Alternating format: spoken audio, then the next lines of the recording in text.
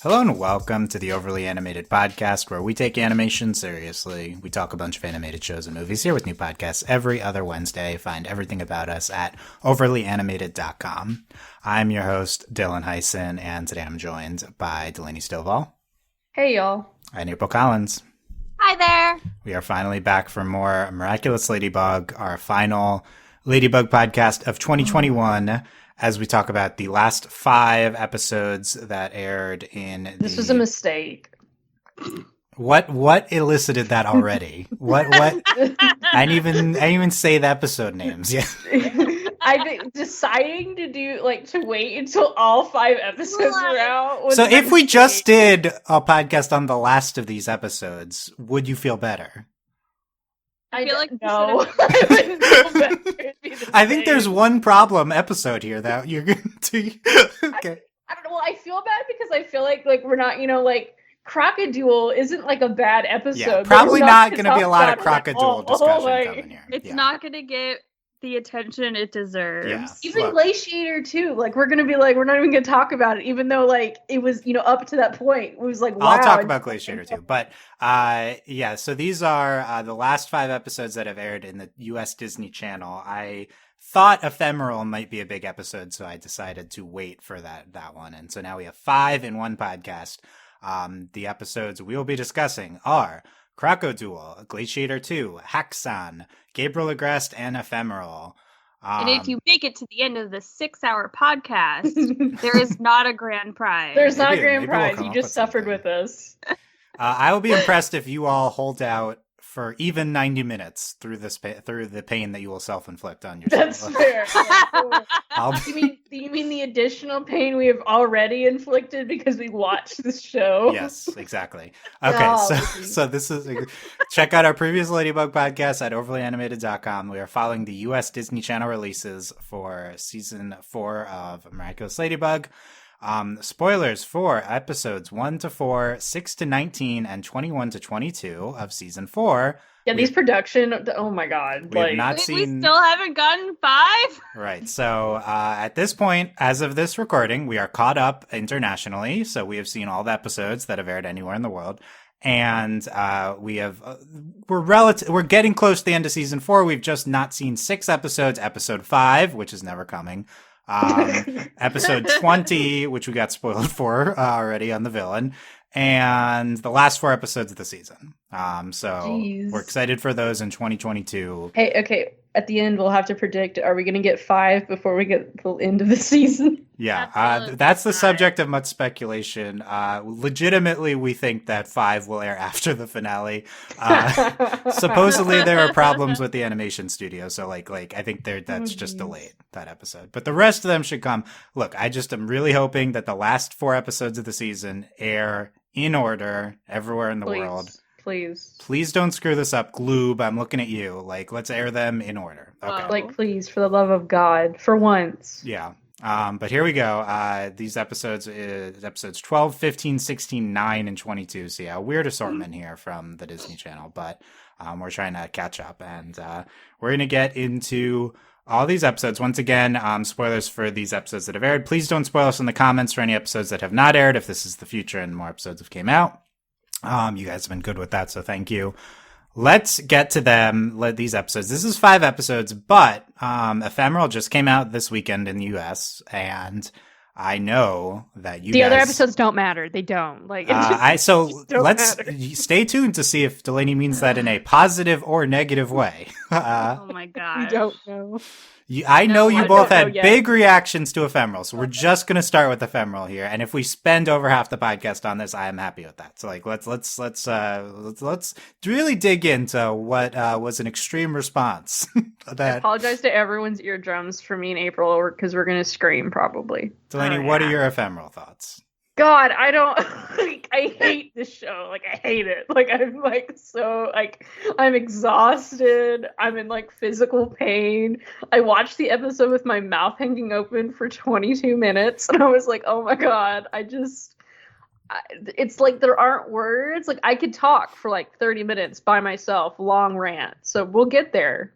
But my body hurts, my soul hurts. I hate this show. I hate Dylan because Dylan's the reason I like got into this show. Oh, yeah, wait. So let's. Okay, so I woke up the next day.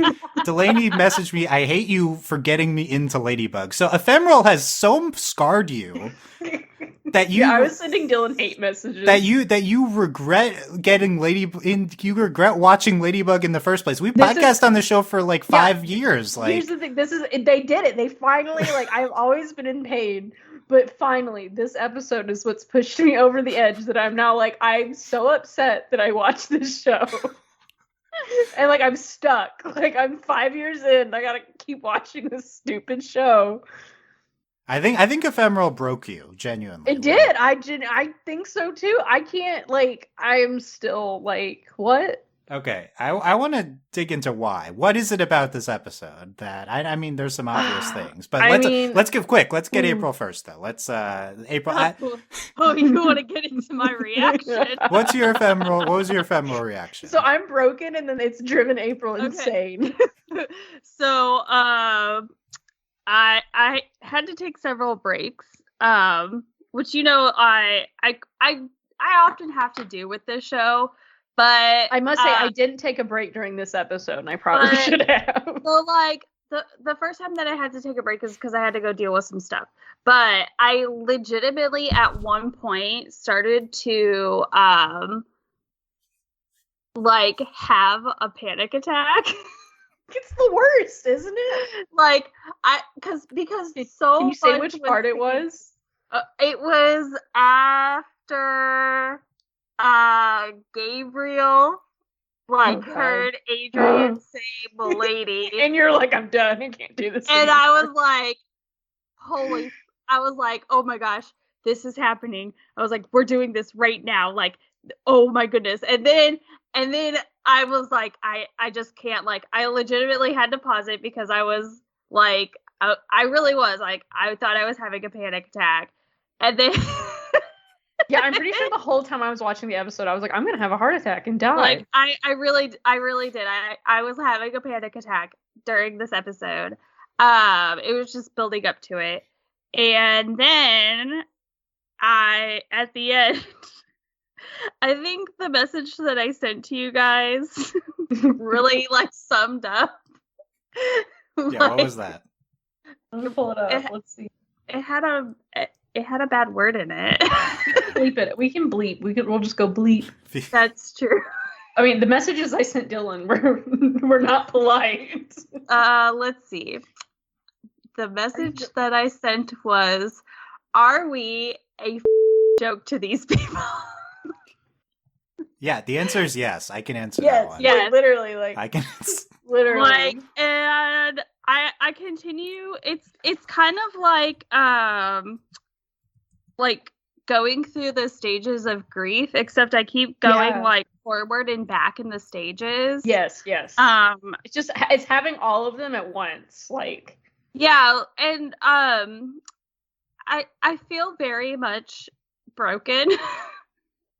Like, I don't know what to do anymore with this show. With life or with just Ladybug? Both. Okay, that's what I thought. That's what you thought. I could like tell. Ladybug is supposed to be my comfort show, and then I have to deal with this. Like, why? Why? Like, I thought we were done with like fake outs. And is that not what the show is? Like, it doesn't matter. Like, we're just gonna do this to us forever. And then I can't help but feel like Thomas is toying with our hearts. Yeah, absolutely. Yeah. Oh yeah. He was like, I know what your guys' biggest theory is, and I'm gonna put it in this episode. Yeah, we'll get to that. Thomas, like, what if I just ruined all of your lives? Can I just say, I am not culpable for Ephemeral. Blame Thomas. Delaney, when we started podcasting on the show, this was a sweet, stupid show in season 1. Plot. I didn't know it was going to get to this. For the record, so I want everyone to know that for the record, in the messages that I sent Dylan, I said I was going to fly to Dylan's apartment and kick their butt. And then also I was gonna make Dylan pick me up from the airport. And then are we gonna both go beat up Thomas after that, or just you? Is that the? No, we were both gonna go. Okay. Like you were still coming. Okay. Yeah. Paris. Okay. Let's be nice to Thomas. The fandom is of course. Of course. Thomas, let's just caveat this because you. the children can be toxic to Thomas, but this is a metaphorical sense that we're speaking. Yeah, but also like this is like.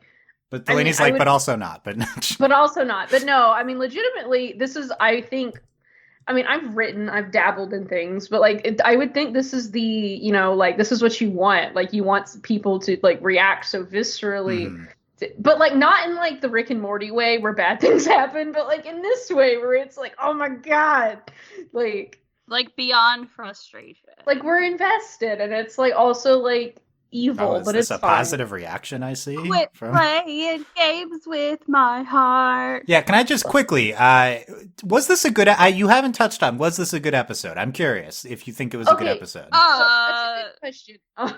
Yeah. So, I do think yes, like as an episode, like, I mean, narratively, like, I mean, it's rude, frankly, what was done to us, but like, I think that what gets me so much about this episode is because we've done this before, but the way they did it, like they set us up so bad to like ruin our lives. So what they do, they're like, okay, so we have to make this time and we're gonna go back. So we're already set up that this isn't for real, except Luka's gonna remember. Another thing when you talk about, I thought Luka already knew anyway.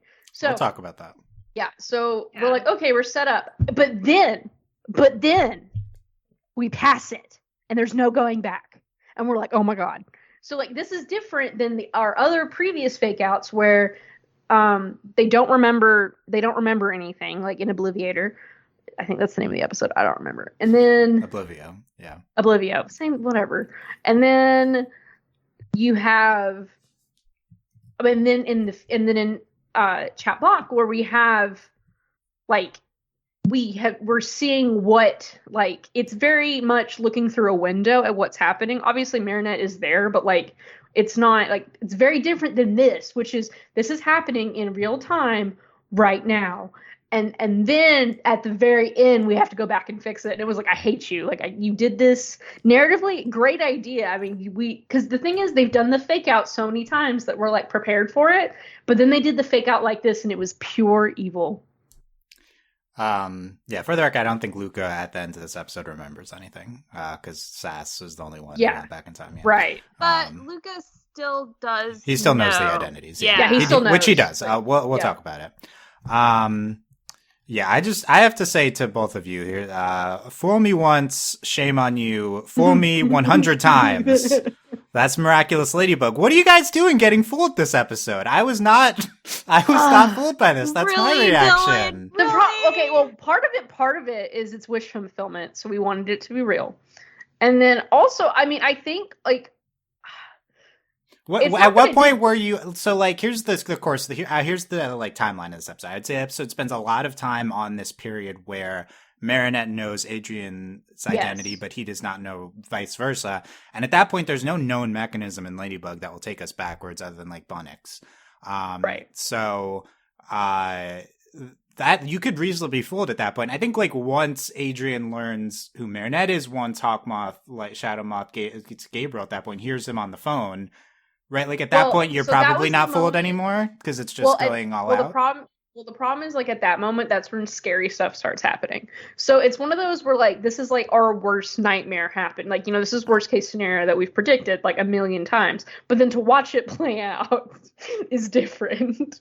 Yeah. Well, and the other thing too is that this is an episode that's in theory is supposed to take place chronologically before the season finale.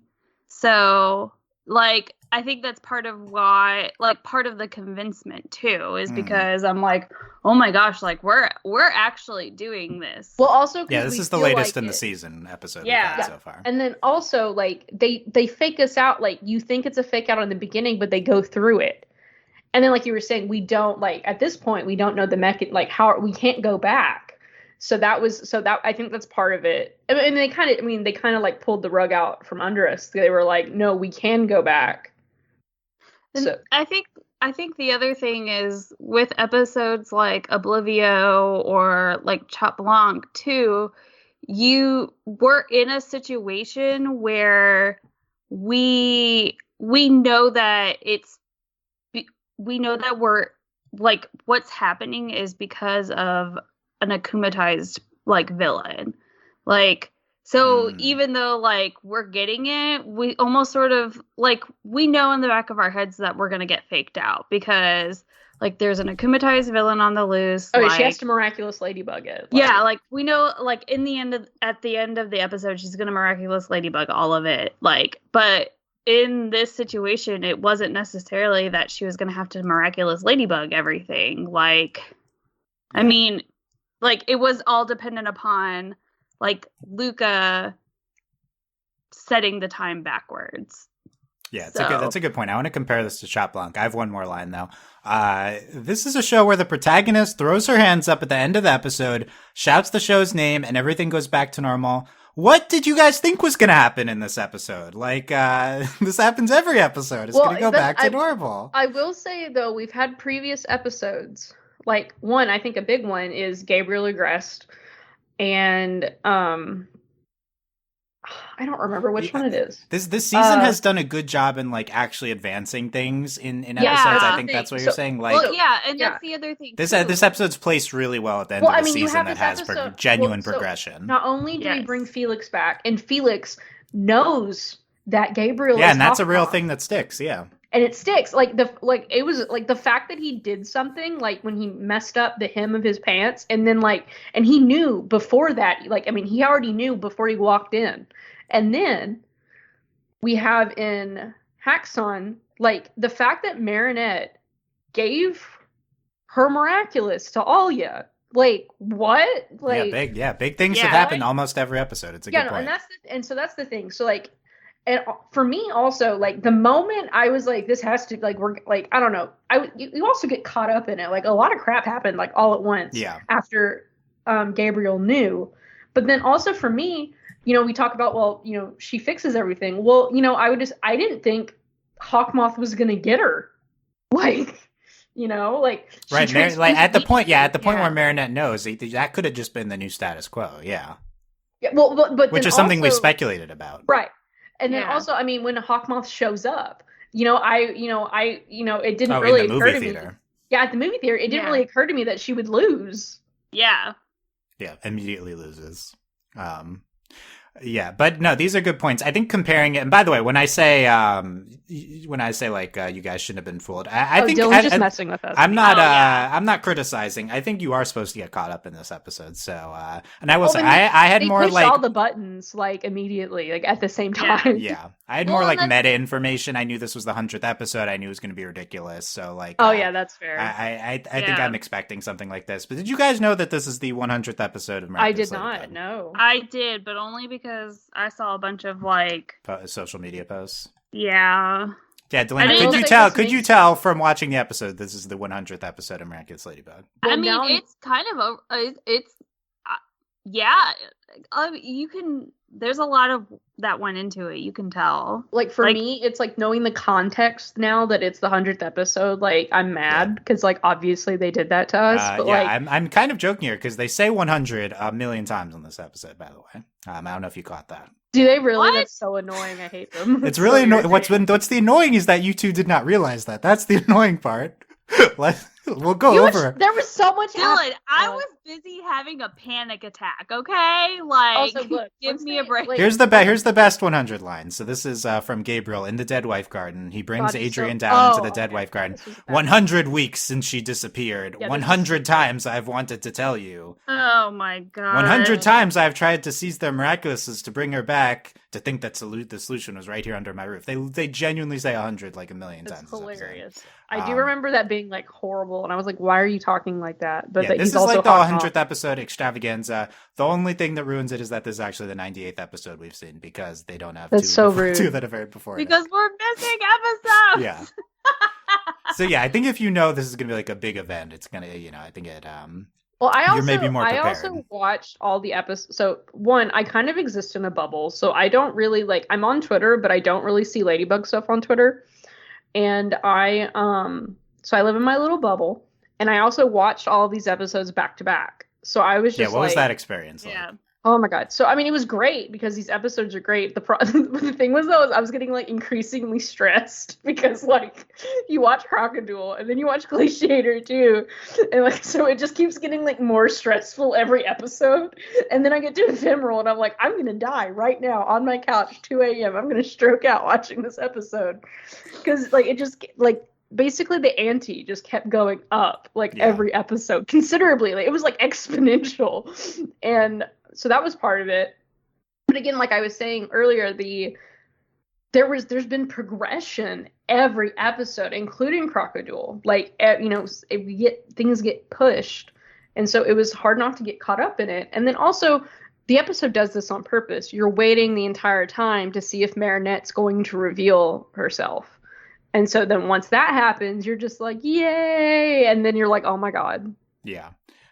We mentioned Chat Blanc. This episode is a companion piece to Chat Blanc, I believe. I will say it's been a while since we watched that, so I wasn't thinking about Chat Blanc as I was watching this episode. But looking back, the episodes are very similar. They both have alternate timelines that play out where one of them knows the identity of the other, which causes a cascading events, which cause catastrophe that play out extremely quickly, which get reset via time travel at the ends, and then the episodes end with us dealing with the time travel mechanics. Yeah. I think they're trying to convince us that this can't happen, but I know they're wrong. Okay, so here's my take. I thought that as well. Here's I think I can convince you guys to not be mad at the episode. Here we go. That's impossible, but okay. So this episode, Ephemeral, is going all out for the show's 100th episode, and it's exploring an endgame scenario that they are not going to ultimately do. And they want to do a lot of cool things with that alternate scenario because okay, let's explore where Marinette knows who Adrien is, but Adrien doesn't know. Chat Blanc was let's explore how Adrien knows Marinette. This is not going to happen. We know that. I believe we know that confirmed now because they would be repeating themselves. Maybe it could play out in a different way, but I believe this confirms that they're going to learn their identities at the same time. That's my big takeaway. And I think it's really fun to explore a different way that it could go. I think that's the main idea with this episode is it's a safe way. We're a season away from the actual identity reveal. Here's a different way it could have gone that we didn't ultimately decide to do.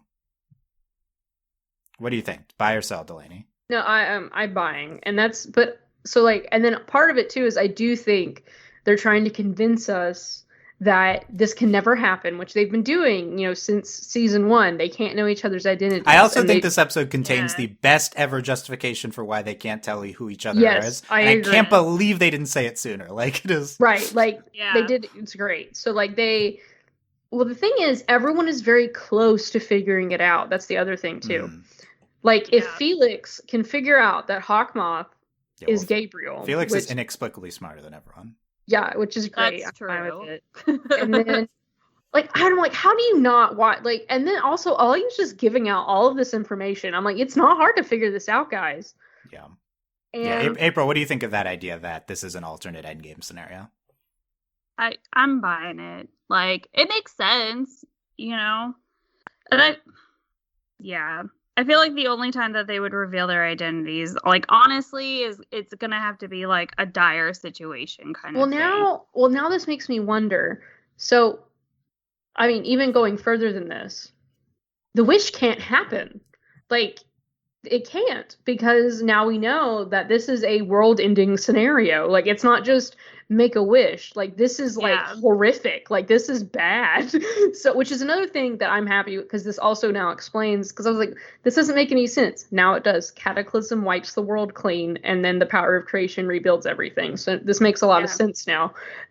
From whatever point that the wish is like be like rewriting it or whatever. No, I don't. Well, no, that's what. Well, I don't think, like, basically what they were saying was that, like, basically the world ends and they start over. Like, I do think, but it's going to build it all back. Like, from, like, there's no telling what will be, like, how it will be different.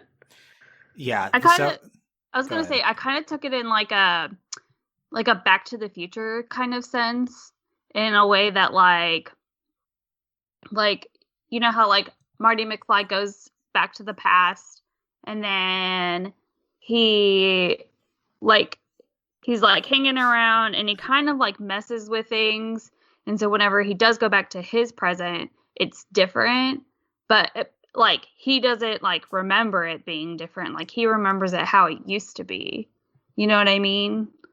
Yeah. I think I'm unclear whether when they say the world ends and it gets reformed, if that is like a metaphorical, if like, okay, we'll be on an alternate timeline, like, duh, of course that would happen if you like change something, or if it's like literally like everything will be different. I think that's a kind of unclear from the Kwame's explanation. I mean, I do think it's unclear from the explanation, but I do think like it's such a vague explanation too. But with the context of what their powers are, I do think like, and also this kind of hints with like Chat Blanc. Like, I mean, it's literally like ending the world. Like, because even Luka's like, why? What's it matter? Like, no, it's literally destroying reality and rebuilding it.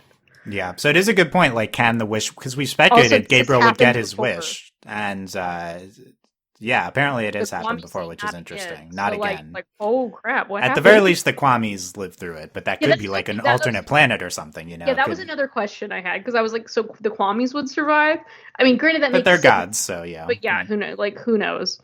So like that's, I mean, this to me, like this is like, this, when you're talking about exploring a different in-game scenario, like, because my next thought would be, okay, they like what April was saying, they only can reveal themselves in a dire situation. But what would be more dire than to prevent the wish? But like in that case, like I mean, we can't.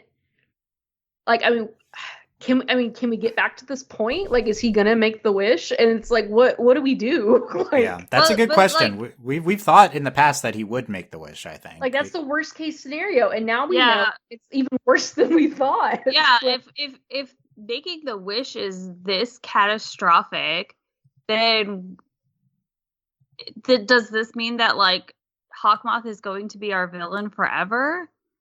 Because, or you know what I mean? Like, yeah, I think at this, I mean, the by the episode, so people are wondering because the episode titles of the finale, I won't spoil it, but they give you reason to wonder whether Hawkmoth will continue into season 5.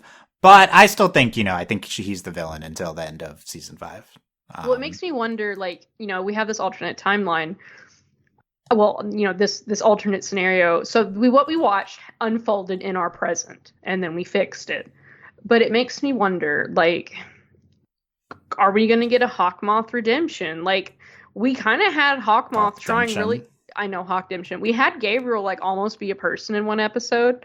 I mean, it was because he's selfish and he's a jerk. But like, he legitimately was like, "How are you doing, Adrien?" And like, so it makes me wonder, like, would, like, if he finds out he's Cat Noir in a different scenario and maybe he's feeling a different way. Granted, he's also at the end of his rope because he's like losing like all of his crap on like when he breaks down in front of Natalie and all that stuff. So it's like I don't know, like, is he just gonna have like a mental breakdown? Is he gonna be like, or is it maybe gonna be something like either you can make the wish or you lose your son? Like, what's like. Yeah, it's yeah. I mean, I think we've always assumed that like when he would learn it's Gabriel, that when he learns it's Adrien, that'd be an emotional connection. Also, is the cost and he'd be good just at the end. Fact that everything gets deleted? Like, yeah, I guess, right? They said there's like a cost. Oh, the universe is that? I mean, the universe, unclear. Or is that like not even a part of it? You know what I mean? Like the universe is going to be completely destroyed. Right? They could just be describing the mechanics of the wish. Like, yeah. It's to the Gabriel's reaction point though. We have seen 2 scenarios now where he reacts horribly. So worth questioning whether he will react. We've also speculated before too that, like, I mean, Gabriel's such an interesting villain too, because like what he wants is literally for his wife to become alive again, right? Like he has no reason to be a villain after that. So like that's all he wants. So once he obtains that, we don't have to worry about him being a villain anymore or wreaking havoc. And right, I think that's still a thing. Is he clearly he just wants to make the wish to bring Emily back. If Emily can come back somehow else, or we can convince him to move on. I don't think we're concerned. Well, it makes me wonder, like, what if? I mean, even without the power, the wish. I mean, maybe the miraculous is like. I mean, they discover in the book that they haven't discovered all the powers of the miraculous. So it makes you wonder, can we do this in a different way? That's a good call. Yeah. Let's continue, and we can come back to some of these ideas as we walk through Ephemeral. What wife? Sentiwife. Sentiwife. Sentiwife. Oh yeah, just make a new wife. Why don't you just? Just do that. Couldn't you consider that, Gabriel? Just you did that with your son, right? So why can't you just make a new wife? Himself also super weird. Yeah, you make a Senta self. Anyway, quickly, my thoughts on Ephemeral as an episode is I think this episode is great. I actually did end up really liking it. I like this more than Chat Blanc. I don't know if that's a controversial take. I don't know how people feel about this episode. I also like you like Chat Blanc more than me and April. I was gonna say I like this. I like this one more than Chat Blanc. I think it's like in a slightly improved version. There's a part of this episode I love. And then the rest of it is like, it's fun. But the part I love is the part where Marinette knows who Adrien's identity.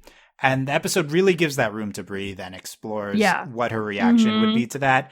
And I think that's some of the best sequences of the show is those like 5 whatever minutes where Marinette is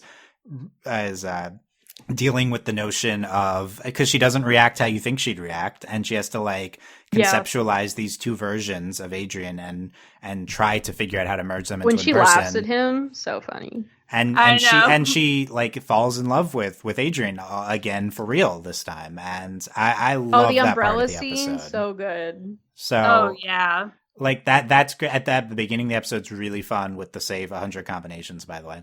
And that was so stupid. And so once the episode starts spiraling at some point once Gabriel overhears him on the phone, and at that point it's like, okay, we're moving too fast, but it's just like supposed to be dramatic and stuff.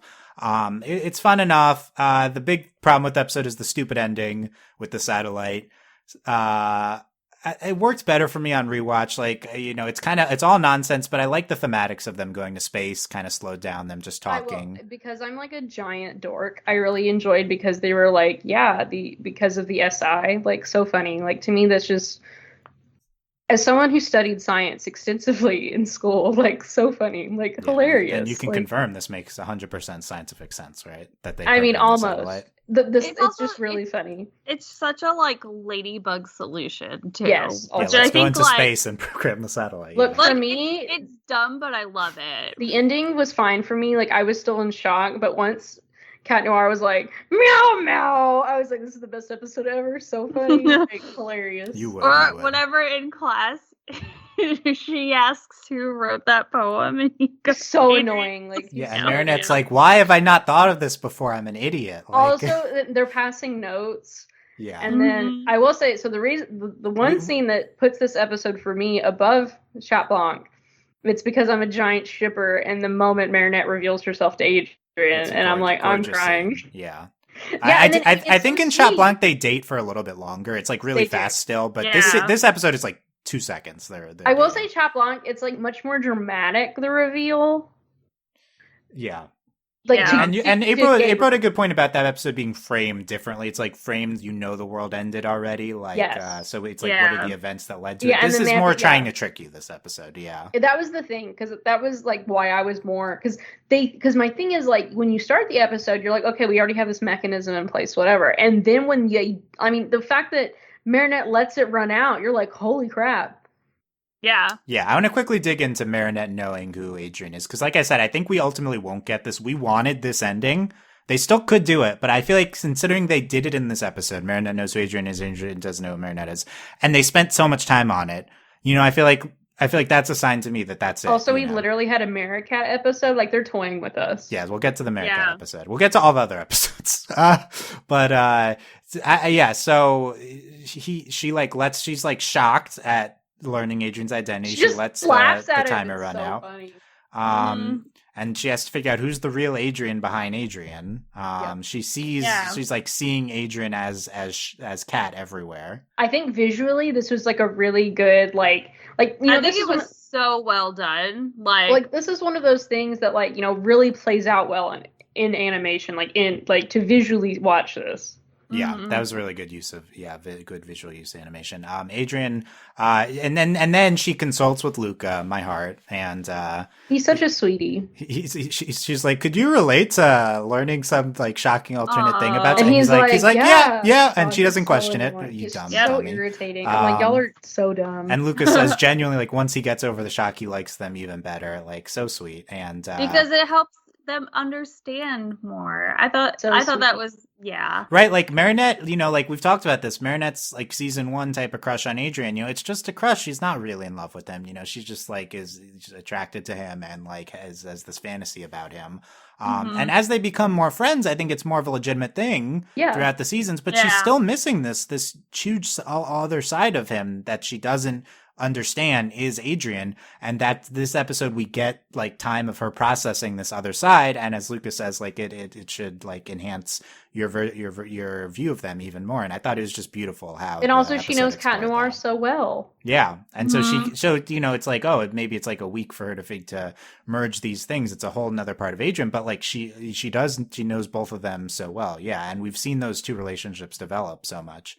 And it's not like she hates Cat Noir. Right. Like, it's just she's never seen him in that light before. Yeah. Oh, yeah, and so she's seeing Adrien as Cat everywhere and is confused. And then after talking with Luka, Ladybug calls Adrien, which was like the idea like behind revealing the identities as her excuse to fight the Lollipop Monster. And then she sees Cat as Adrien and she like is happy. She's successfully kind of merged those concepts in her head. And so then she does reveal her identity to Adrien, and Adrien responds much more positively. He's immediately happy about it. I just found out that one of my closest friends is the person I love and admire most in the world. I was like about to cry. I was like, "Aw." Yeah. That is so sweet. Also, another scene in this episode that I love, it was funny, but it was also like really great because especially in these previous episodes, Adrien's been so sad after he's revealed himself. And he comes back to his room and he's like literally bouncing off the walls. And he's like, what if she falls in love with me as Adrien? Like he's like flipping out. So precious. And then Plog also like gave us foreshadowing, but we weren't listening because it's Plog. He talks about it. He's like, this cheeses won't go well. Yeah. He's like, this cheese is he's like, I think this is going to be stinky cheese. Yeah, and I was some like, nonsense. Plog. Yeah. So that part of the episode up to that ending scene and where Marinette reveals herself too. I just think that's such a gorgeous part of the episode. Oh yeah. Yeah. And then it has to, do the spiraling thing. And to a certain extent, I'm like, I would have liked that as the whole episode, but, they gave it enough time and then it's fun, the rest of the stuff. So we can walk through some of the other things we get from, any other thoughts on Marinette knowing, I think this will relate to because we get some other big ship episodes. Which I think the conflict like makes sense. And I think it was something we hadn't necessarily considered. What do you mean by that? Like this conflict of reconciling Adrien and Cat Noir. Yes. And I think we hadn't talked really enough about that. And especially because of Glaciator too, when she literally throws him in the trash can. Because she's so mad at him. Yeah, and Glaciator 2 is a great companion episode to this one because it's all about developing the Lady Noir and the Meerkat dynamic. But Lady Noir, like they're like, okay, we're gonna actually not be kind of romantic, and I think it explains why Ladybug kind of reacts so that's like this tepidly to this news. It's Adrien's cat, who I have spent a lot of energy like distancing romantically. Well, and also we have even though Ephemeral's ultimately a fake out, like I lost my train of thought. Continue. I'll come back. Okay. It's gotta be like, I don't know, like, can you just imagine, like, you've put so much time, like, you've spent half of your time, like, trying to cultivate a relationship with someone, and then only to find out that you had literally been spending the other half of your time trying to, like, not necessarily push them away, but, like, it's like taking 2 steps forward and then 1 step back. Like, you're not ever... Yeah, I think it's really understandable. I remembered my thought. Reaction. Yes. So also what the Ephemeral, so ultimately it's a fake out, but also what I think Ephemeral does is like, we joke about this show, this is like, we have this Foursquare, this ridiculous shipping nonsense, but really I think this episode really like kind of like like legitimizes it in a way that like this is complicated, and I think, and not just complicated in the like, oh my god, they're so dumb, but like legitimately complicated in like, you know, the implications of all of this, especially now that Marinette and Adrien are such good friends. So I think that's something that this episode like allows us to explore. Yeah. Not only are they good friends, they're also like they hold the two most powerful Miraculouses. Marinette's the guardian, like. Well, it's more like it's not just like the act. Like I just mean even just interpersonally, like this, how complicated this is. And I think, you know, this kind, you know, we have the, you know, this silly like Maricat stuff, but like, but it's a little bit different. Like, you know, they'll toy with us, and it's like, are you for real? Like, this is ridiculous. But then, you know, this is really kind of like legitimizing, like, this is, you know, how complicated this is. Yeah, and the dynamic might be completely different when we do ultimately get the reveals, because we think they're going to start dating at the end of the season. So that would lead to a completely different identity reveal dynamic. So that's another like kind of reason why it's really cool that we see this alternate timeline now, before kind of the dynamic changes. Because we may not even get the identity reveal, but they may still also start dating. Like, yeah, before the reveal, which I still think will happen. Other big things in Ephemeral, the return of Grandmaster Suhan, who that guy's a punk. Demands to know Kat's identity, but then at the end, you know, Marinette just has to stand up to him, and he does respect her. I wish he would have been like, "Did you know we just had like clearly something horrible happened? That like this is your fault." Like, we talked about Gabriel overhearing Adrien saying, "Milady." Which is like, I will say this is like the worst thing. That's like the fact that this is how it happened, like, makes you want to rip my hair out, but it's fine. So it makes sense that like once they, because it makes sense that it's in his house, and Adrien doesn't know Gabriel's Shadow Moth, and so he's not being careful about it. But like, I'm selling that Gabriel's smart enough to connect the dots based on Milady. How many times has he not figured out that Marinette is Ladybug? That's true. I feel like there's been stronger evidence than Milady. Kat could have just been emulating. Adrien could have just been emulating a superhero. We've repeated it many times this season, but there's one classmate of Adrien's in Shanghai, and he does not connect the dots after seeing her. That is more obvious than Adrien saying Milady here. Okay, has Hawkmoth actually heard Cat Noir say or call Ladybug Milady? Right, maybe in like an interview on TV, but that's not even a thing he normally hears. Yeah, right. Like, so that's why I'm right there with you. I'm like, I'm selling this because he's not heard that like enough to like put the dots together. Because he's come so close already to figuring out. Okay, so it's like broken clock, right? Twice a day, you know. Like he's at some point he's gonna get there. Because he didn't just like, you know, when they do their and there was a whole arc of him thinking that because it was also like, it's also the ring. Like, he came really close to figuring it out before. Right. If he's going to he's more, I think it's a good point that I was talking about, like, he should have known Marinette. It's more likely also, he would figure out Adrien. Also, even this season, like, I don't even think it was the ring. Like, that was a previous this season, there's been episodes where he's been suspicious. I believe so, yeah. And it's a good shorthand, and it connects to them starting dating, and it's like with them ending the phone call. I think it worked in the context of the episode. I was just like, really? Like this? Anyway. That's what's tipping you off? Okay. Yeah. I'm gonna come back to the next part, but running through that. So we see Shadow Noir with 3 Miraculouses. Literally Black Panther. Was I the only person who absolutely loved whenever he said, he's like, "I'm your father, Shadow Moth"? Yeah, God, it was ridiculous. Like, I was like, are you for real? Adrien, I'm your father, Shadow Moth. Yeah, that was hilarious. I freaking loved it.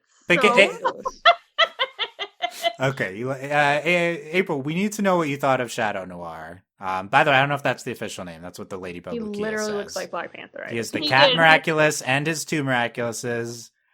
How good did he look, April? And should he always be Shadow Noir? Look, he looked like Black Panther. I totally agree with Delaney. But was he rocking it? I mean, he was doing the best he could. It's really like I enjoyed Gabriel in the all black clothing way more. I was just like, man, that should be your super villain suit. Oh, in Gabriel Agreste. Mm-hmm. Okay. Yeah. Okay. was Not a good literally sign Black when Panther. your biggest stan isn't even supporting. I this couldn't turn deal with for it you. because he just looked like Black Panther. Like I was like, he's just Black Panther. Like it's ridiculous. Yeah. He also just looked absolutely insane. Like, Also, did they do it on purpose? Like, you can't make a black and purple cat costume and not be like, oh, it's Right. Black I mean, they're kind of Panther. forced into it from like, the neck Miraculouses, piece or but whatever. Yeah, like, he literally like. Also, was it in? I don't remember which episode it's in now, but I feel so bad for Nuru and I know. God, their little meeting, that was like the saddest thing. And they were like huddling together when he turned around. It was like the worst thing I've ever seen. Sass, second chances to go back in time. We now know that Sass can just go back in time whenever he wants. Great. No, Sass can only go back in time to previous points that have been. So your interpretation was because they set the second chance there. That's all. That's what he can only go that's back the only to. he can go back to any marker, basically any marker in time. Yeah. Yeah, the only thing I was thinking when he gave that explanation was like the Doctor Who fixed point in time. Basically, that's the same. But but in Doctor you don't set a point with them. You don't set a thing every time. Like it's not like a manual thing in Doctor Who. Right. That's true. But that's why. But ultimately, that's why. What is it? Marinette sent the picture of the whatchamacallit, the 1 o'clock. So apparently she knew those rules, And she told him where the Miraculous were. By the way, as much as Marinette instantly loses, to send that exact text that would fix everything, she knew. one of the best moments, I think. She's so smart. Well, I mean, it's another thing, like when in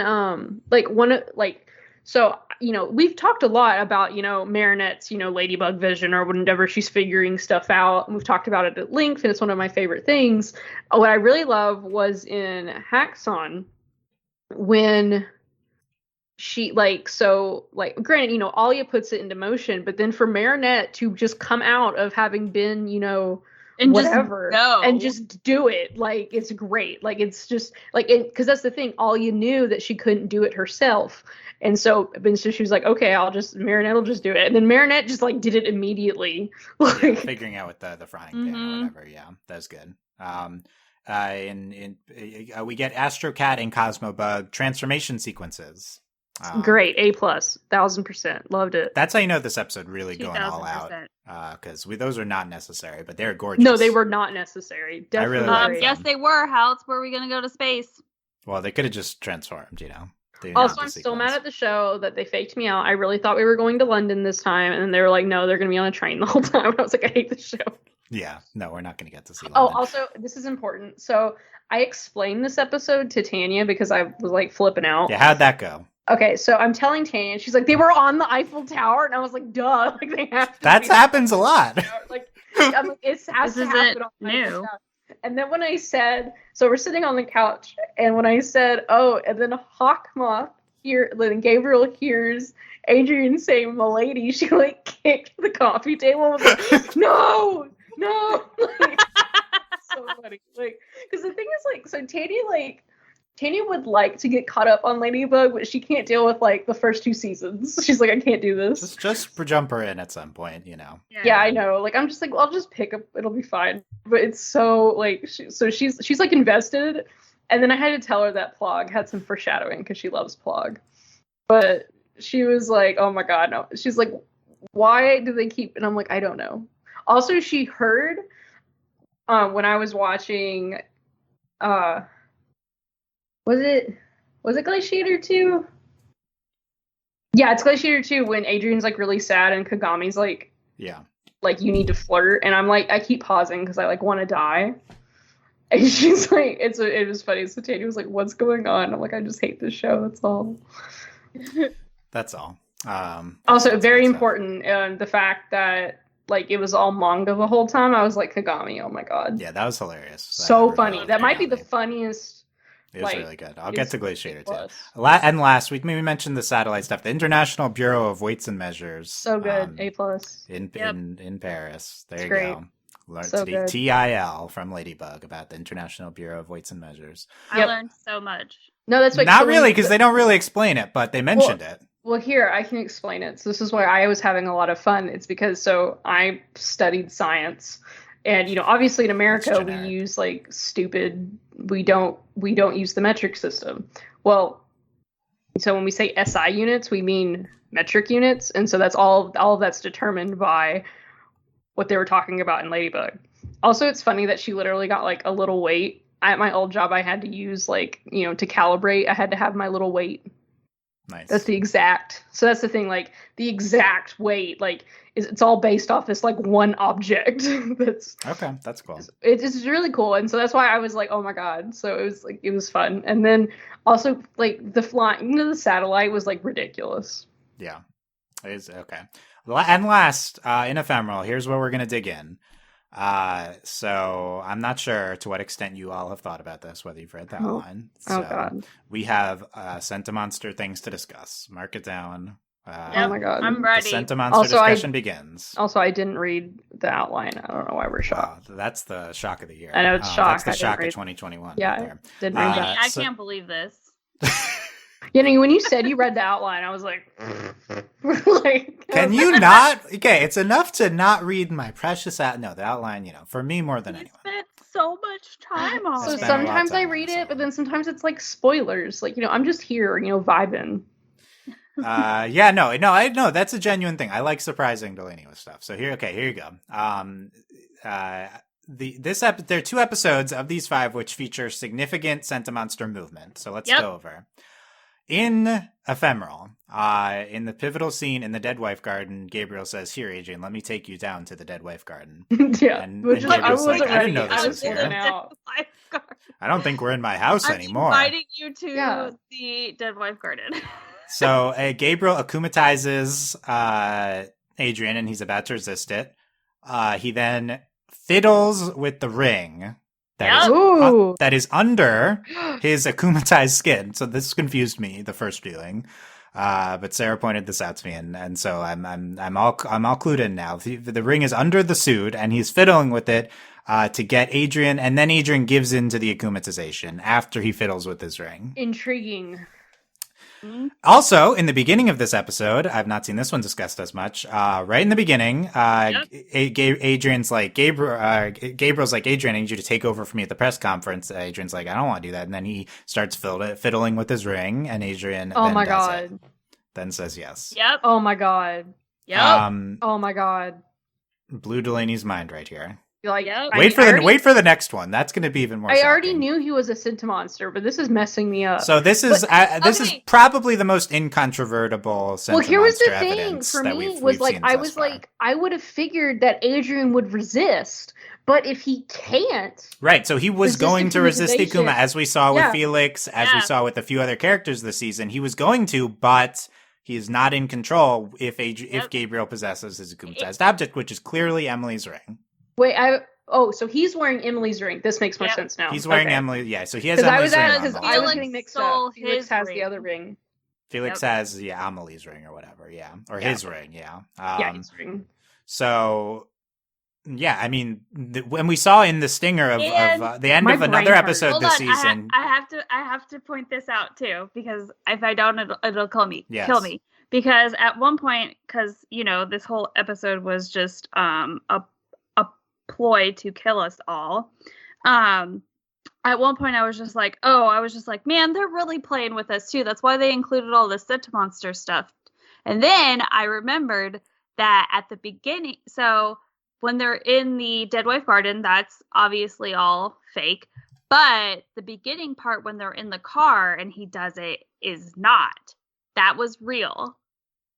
So you mean like alternate timeline versus our current timeline? Yes. So I mean, the alternate timeline branches off from our point anyway. Yes. So I think he would still be a Sentimonster in that timeline. Yeah. But in my head, I had convinced myself that it was all fake and that Thomas was just toying with us. Yeah, I mean that's fair. It is all like erased and stuff. But in the car in the beginning, that still is our real. Timeline. Yeah. Mm-hmm. Yeah. And there was another, I can't remember the exact episode, but Gabriel, Adrien defies him at the end of the episode, and he plays with his ring. We talked about that. So, look, you guys can tell me whether you agree, but like, I think it's one of the times that he goes on to like that the barge house boat thingy. Barge house boat. Okay. He's like leaving. Okay, yeah. I don't remember. He's just like, you defied me. Lady.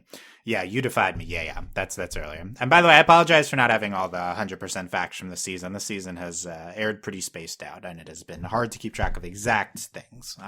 Also, the show's ridiculous, and when they do give us things, it's all at once. I'm so in the past we've been like 50-50 on Adrien's a Sentimonster. Like this is it's confirmed 100%, now, right? Like he's a Sentimonster. Like this, the show is making it very obvious at this point. And it's not Thomas messing with us anymore. So here's the thing. I do think like the thing that's 100% also is the fact that he made a Sentimonster of himself. Like he's messing with us. Yeah, we'll talk about Felix. I have another wrinkle, but Adrien's a Sentimonster. Like they're definitely doing it on purpose. Whether they pay it off or not, like they could be really the most annoying they've ever been and not pay it off. True.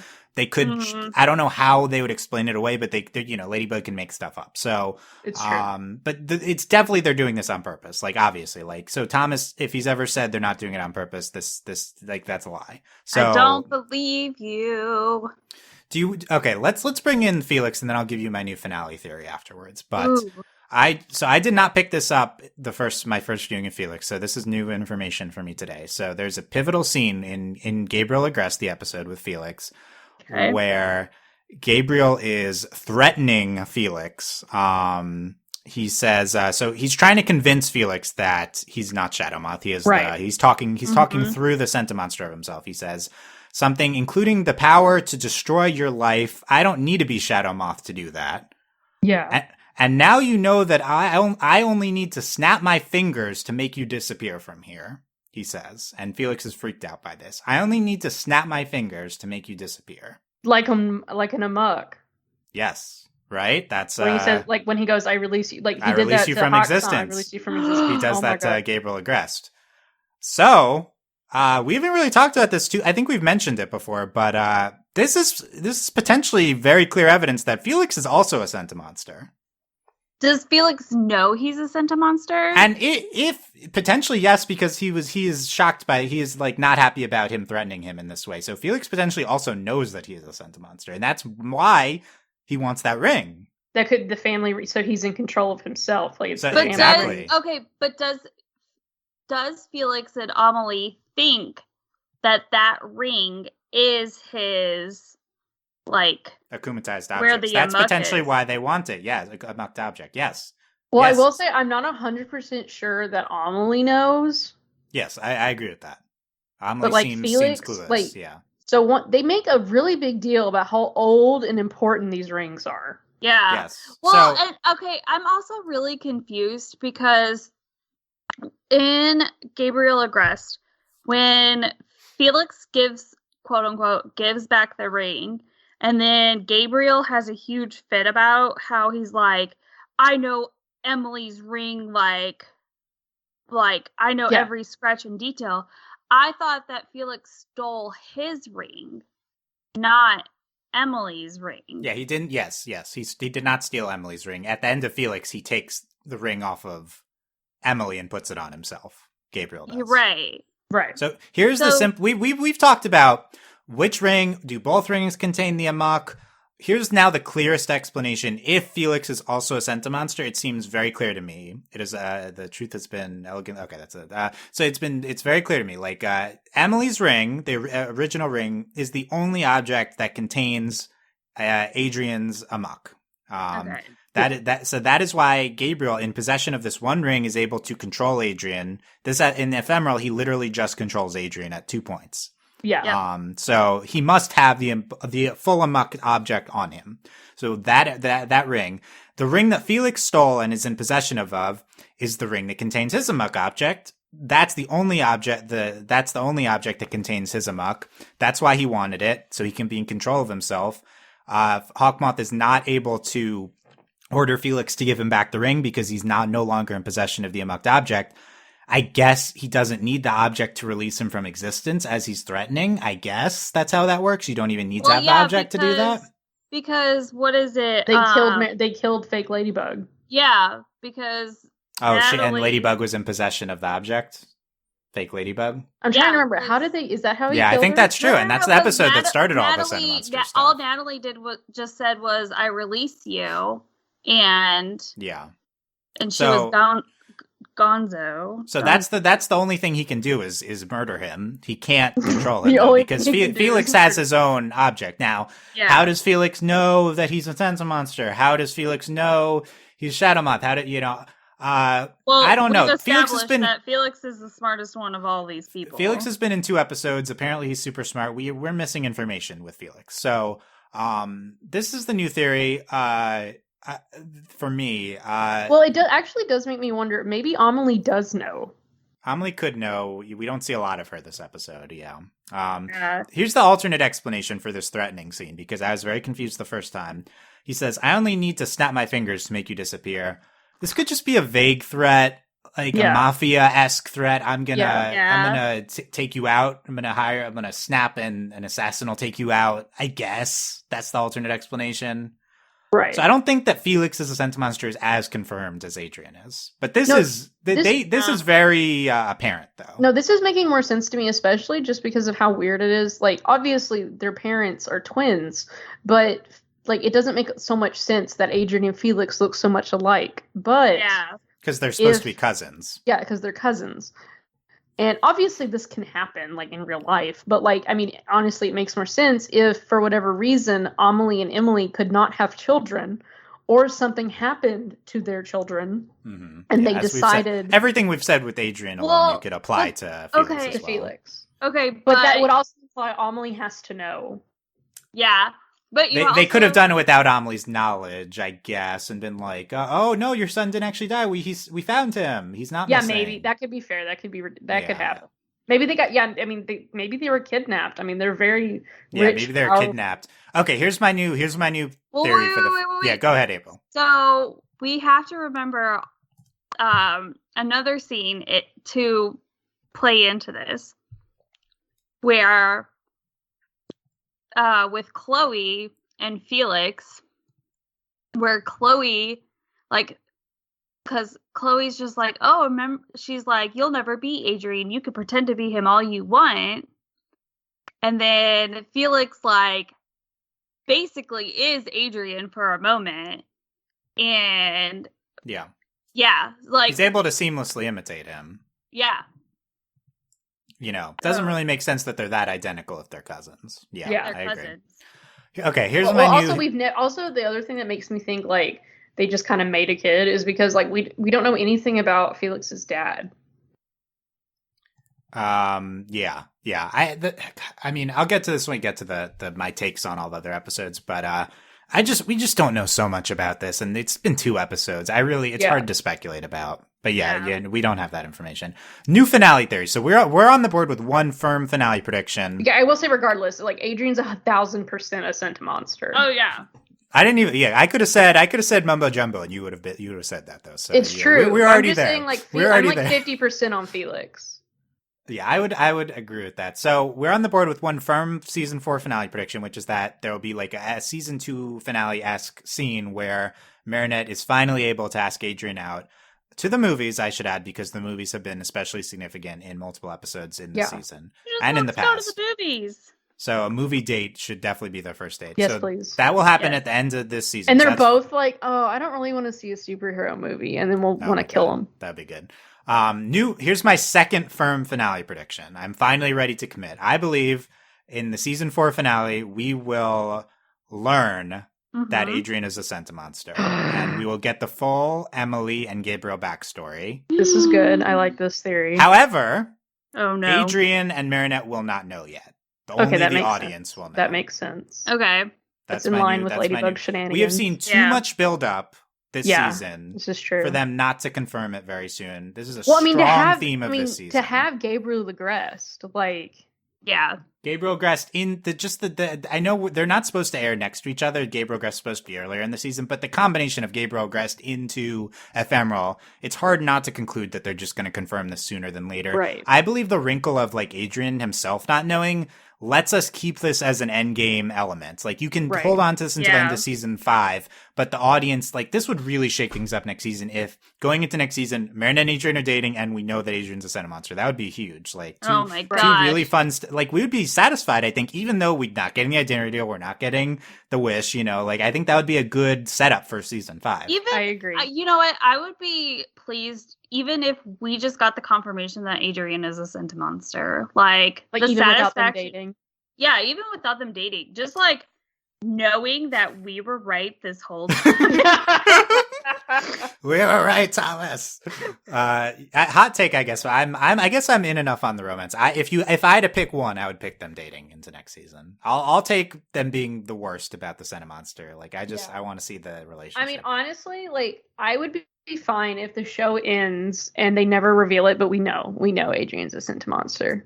Season 7 ends with the post-credit scene that vaguely hints at. Yeah, and we're like, we were right all along. If we didn't have 2 more seasons, then I would be really concerned about them not like dating.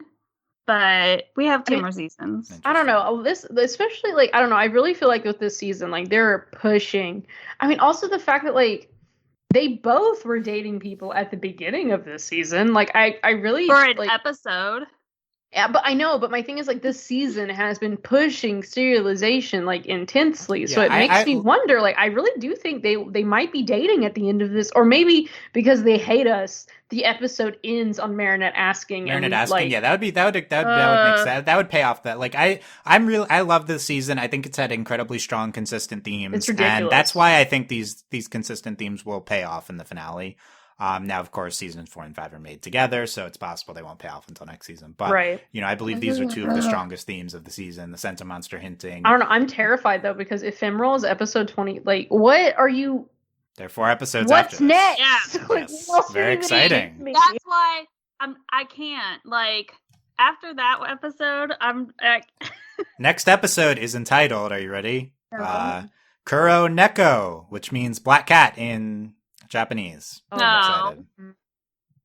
I mean, that's just what he is. So I don't know what that means. But I understand that. But we've had Chat Blanc. Yeah, Chat Blanc-esque. But this is the Chat Blanc episode. So that leaves you wondering what's going to happen there. I don't know. I've seen no sweat. By the way, I'll say about that finale prediction, I don't know if it will also be revealed in the finale. If Felix is a Sentimonster, that could be a twist that season 5 adds. Okay, yeah. Or it could be revealed this episode. I don't know. It's just so weird that like that they are hinting at that so strongly too, but we've seen so little of Felix. I'm not sure what they're doing, to be honest. And Sentimonsters reproduce. I think so. I think they should have all the. And by the way, I will say I think like I've seen people be just as a addendum. I've seen people be like, oh, I guess Adrien is a Sentimonster because all this evidence, but I'm really sad about that because that means he's not real. I want to say I believe strongly that what the show is going for with this plotline is that Adrien is a Sentimonster, but he's just as valid as like a human being. And also that we got that with like that was the themes of Ladybug. Yeah. So don't worry, our Adrien, he's not going to go away. We're not going to bring back a different Adrien. This is Adrien.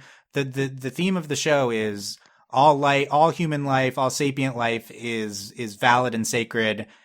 Whether you're born from a human or not. I believe that's a strong theme of the show. Markov also really plays into that. Yeah. That like you value sapient life no matter what. So yeah, Ladybug, I'm telling you, Ladybug has a lot of like really nice themes. And I think that's another big appeal of the Sentimonster thing is it really plays into a high level theme of the show. Well, and then also like it feeds into like, Adrien, and we've seen it this season standing up to his father. So like not only is this like, just, part of growing up, but then legitimately like Adrien doesn't have control. And so like he tries and he has succeeded.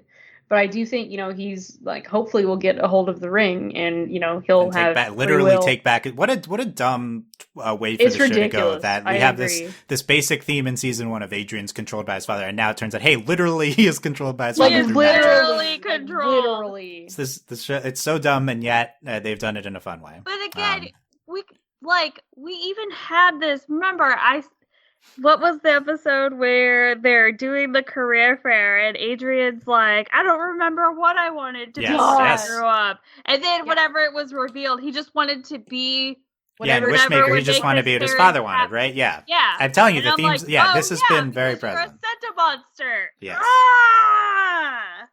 Yeah, Wishmaker definitely plays into this as well, for sure. Okay, any last thoughts on Ephemeral before we run through the other 4 episodes? I'm still dying, but it's such a good episode. Yeah, same. Like, I'm still dying from this episode, but I will say it's a very good episode. I'm just shook from all the Sentimonster evidence in this episode that I missed. I know. I feel like having a big Sentimonster thing in the episode probably helps it for you, Delaney. Like, I think. Like, even I saw all of the Sentimonster stuff. Nope. Oh, I'll admit, I was too distracted the first time. Oh, no. The Sentimonster stuff only, like, pushed me further over the edge. Like, okay, April saw it all. That's the breakdown makes sense now. When Gabriel was playing with his ring, I was like, right in the beginning? No, don't you dare! Wow, okay. I was having some violent reactions. It's okay, you guys. I'll be fine. We'll be fine when our theory pays off. Then it'll all be worth it.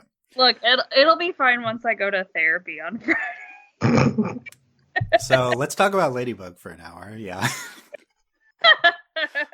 Ladybug broke me this week. Let's talk about it. Okay, here's what I want to do for the other 4 episodes. Tell me whether you guys are good with this. Let me walk you through my basic thoughts on each episode because I have them written down and I can do it concisely. And you guys, at the end, you say either I liked it more than Dylan, less than Dylan, or I agree with you. Okay. How about that? I like it. Okay. Kind of a rapid fire way. So Crocoduel. I really like this episode. I think it's a good episode. Best part is Purple Tigress, Julika as the new hero. I think she's like my favorite new hero of the season. I really like all the Julika parts. In general, I think the new hero episodes are less exciting than every other episode this season. Which is shocking. We would never have said that before. Yeah, the new hero stuff is kind of the boring stuff this season, but this might be the best of the new hero episodes. So still a very good episode. Agree, disagree, like it more, like it less, or agree, Delaney? I think I'm on agree, but I don't think it's the best superhero reveal episode. What would, off the top of your head, what do you think? The one with Rose. Interesting. That was the weird really weird one. For me, it's between Mylan and Rose. Okay, Mylan was also good. Yeah. April, agree. Better, worse, agree. I agree. Just because it was nice giving Julika a voice. Like, I really loved giving her, like, literally her getting a voice.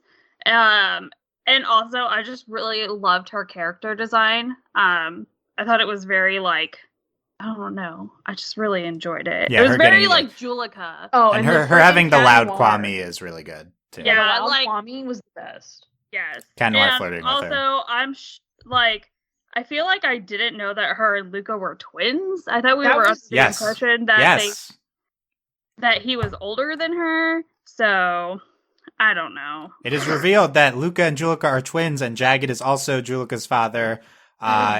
We were assuming in the past that Luka was older than Julika. Yeah. So, I feel like they told us he was older than her. Well, I think he's just in a different class, so we just and we don't know what that means. Yeah. So yeah, this was a little shook. Actually, the fact Luka that we found out with everyone else was ridiculous. Actually, Luka and Marinette are the same age. So yep. I think that works better in retrospect. I do agree. Yes, that makes me it's better. Yeah. It would have been nice if the show was clear about all this, but it also like revealed it in this episode. So I guess it was trying to hide it. It's weird. It's a little. It's weird. like we really don't want you to know. Yeah. But, yeah.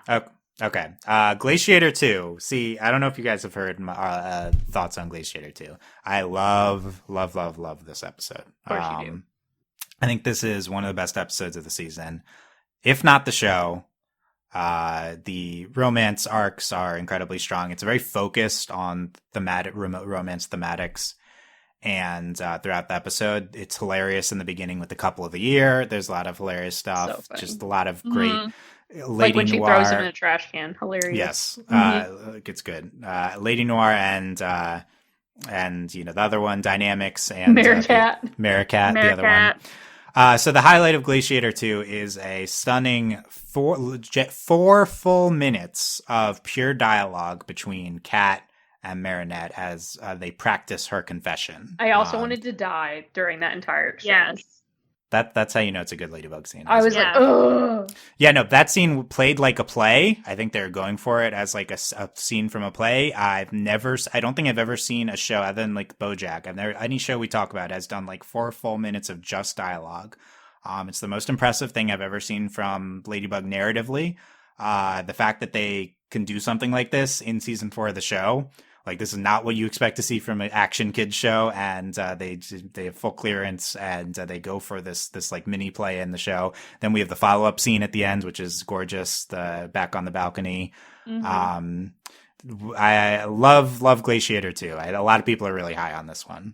What do you think, Delaney? So I'm only gonna say I feel like it's not that I don't love this episode, because I do, but I do think I'm lower on it than you are. Yes. Okay. April. But I did like it. Like, it's a great episode. I just, the dialogue hurt me physically. But I do agree, like, that it's, like, it hadn't really occurred to me, but, like, this was definitely, like, it was very different. I was going to say, I loved this episode because it was very different. We also don't get a lot of, like, mirror chat. And I think it was just kind of, like, a nice, like, new sort of piece that I had been missing. Just because it's hilarious to watch, like, Marinette as herself interact with Chat Noir. So yeah. Especially when it like she's trying to like she's practicing for something with Adrien. So. Oh, it hurt me. Also, I'm just mad because I wanted her to practice on Kagami. Yeah.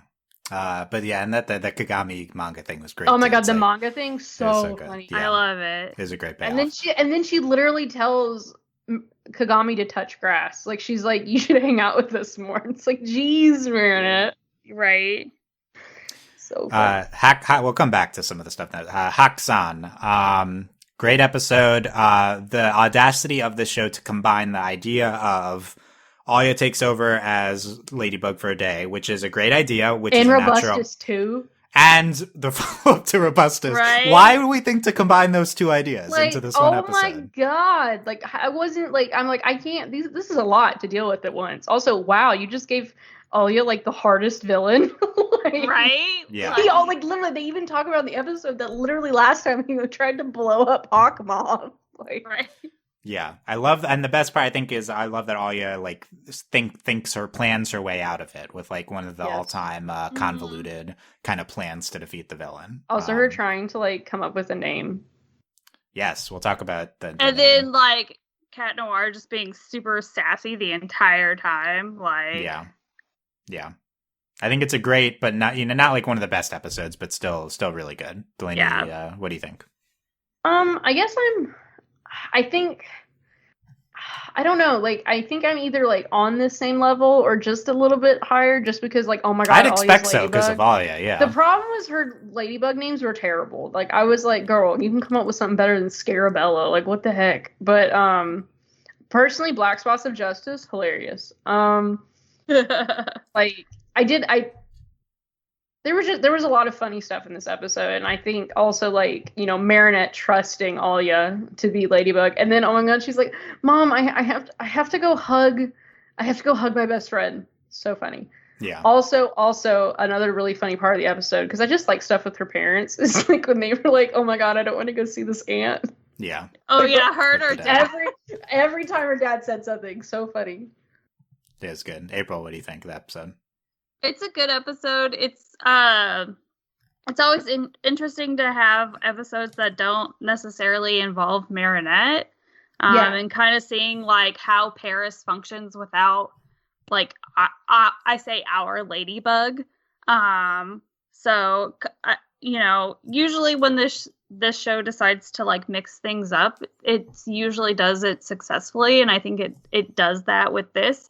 And also, we get to play into more of the arcs that were already kind of like working with this season. So, Alia's sort of role within this group, and then Cat Noir, like, I guess. Oh, he's so mad. Oh yeah, like him like reevaluating like his place within like the superhero-ness, or even just with like Ladybug as well. So I think it's a good episode. I mean, I can't say it's like one of my favorites. But still a good episode. Yeah. Okay. And last, Gabriel Agreste. So I think this is a good episode. I struggle, as I said, I struggle with Felix, just because he's such a random character, I think. I can't believe he came back. I was odd. We're hoping for a Felix follow-up. I think that the Chloe video plotline in this episode is not that good. But the Felix stuff is dramatic. That being said, there's this part with Mark and Nathaniel, like, making this fairy tale, and there's, like, we get this, snapshots of and it's, like, gorgeous, this fairy tale of, Marinette. Yeah, those, like, drawings or whatever. Beautiful. Yeah, Marinette as the knight and Adrien as the princess. So good.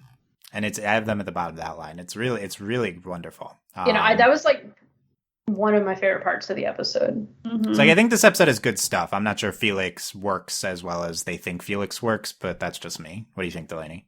I'm much higher on this episode because for me, this is like a really funny, it's almost like a heist episode. So like, it's really funny to me because of like the two plots. So like one, Marinette as this waiter, ridiculous, so funny. And then, and like her terrible like voice that she's doing. And then like, obviously, like, I like just hate Chloe. I mean, I don't hate Chloe, but I'm like, oh my God, Chloe, please stop. So like, I was enjoying like both.